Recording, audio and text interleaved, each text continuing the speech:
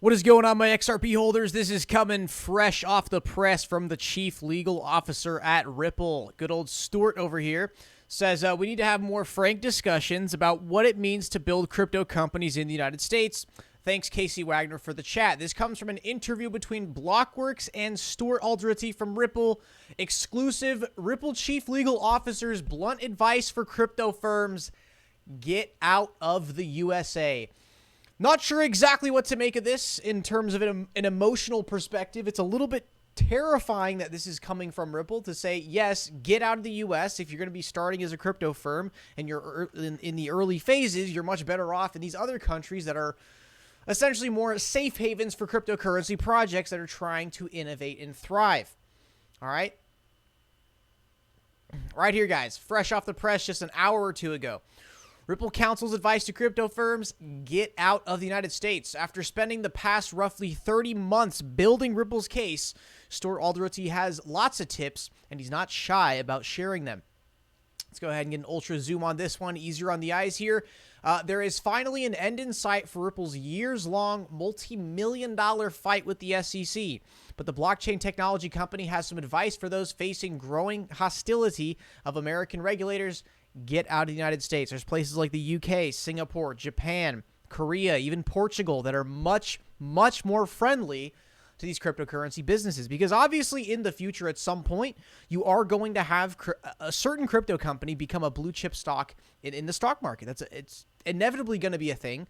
You could argue that right now that's Coinbase. I don't believe Coinbase is necessarily a blue chip stock. Coinbase is actually doing quite bad as an exchange in the last few years. Since the increasing competition. So, quote, the first piece of advice you give somebody who's thinking about a project is don't launch it in the United States because the rules are unclear.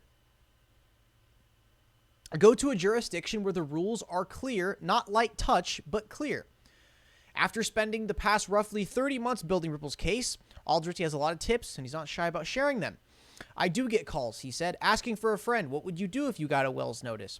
If a company has served a subpoena or a Wells notice or an enforcement action, and there have been no shortage lately, they need to operate under the assumption that the SEC's case is already decided. Stuart Alderete straight up says about the SEC, don't trust these guys, he said. It's not a level playing field. The XRP ledger, it's a level playing field. Cryptocurrency in the United States, it's a whole nother ballgame. It's exactly the point he was getting at in Alderete's viral tweet Monday about SEC Chair Gary Gensler declaring everything but Bitcoin a security in a New York Magazine interview, which we do believe is kind of some damage control for when the Hinman documents inevitably become public. Gensler has made his mind up before the enforcement action is even filed, and that's a problem, Alderete argued. They should not be prejudging the outcome of unresolved issues. That's the key right there. Alderete said, they certainly should not be doing so in a very, very public way because it corrupts the process. It corrupts the perception of the process. Of course, any legal action on the basis of prejudgment is moot for Ripple now. The arguments have been filed. A summary judgment is expected any day. Wow. Wow. Holy shit, guys. Ripple just coming out today and saying 2 hours ago, a summary judgment is expected any day. Holy shit, man. Alderete said maybe as soon as the end of this month. But for Alderete, that's not the point. For the folks that are kind of early in the process, I think you should seriously think about this as an issue, he added.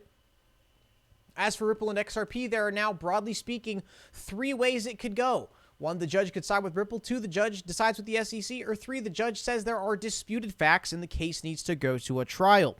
It's not an issue of fraud or market manipulation. It's a question of law. If the judge sides with the SEC, Ripple can and will immediately appeal. The case would go before the United States Court of Appeals for the Second Circuit, and then the next step would be the Supreme Court. There are a lot of ifs between now and a Supreme Court case, but Alderete likes his odds considering the SEC has lost 4 out of the 5 last cases that they've gotten to the Supreme Court with.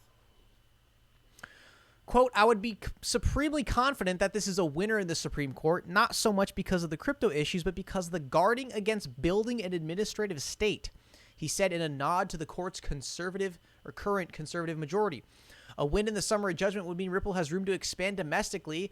We would have this incredible business opportunity in the United States that is evergreen for us, he said. So, guys, key takeaway from this article, number one, advice to any small crypto projects out there, don't start in the United States. You're going to be having a $10, $20 million settlement coming your way in at least a few years.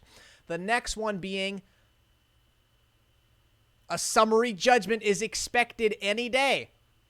All right, fellas, this is from Ripple, not for some random YouTuber, random Twitter account. This is the general counsel at Ripple saying a summary judgment is expected any day, maybe as soon as the end of this month. All right, guys, that is it for the video today. Make sure to smash the likes and subscribe down below. Hit those post notifications, and I'll see you guys in the next one.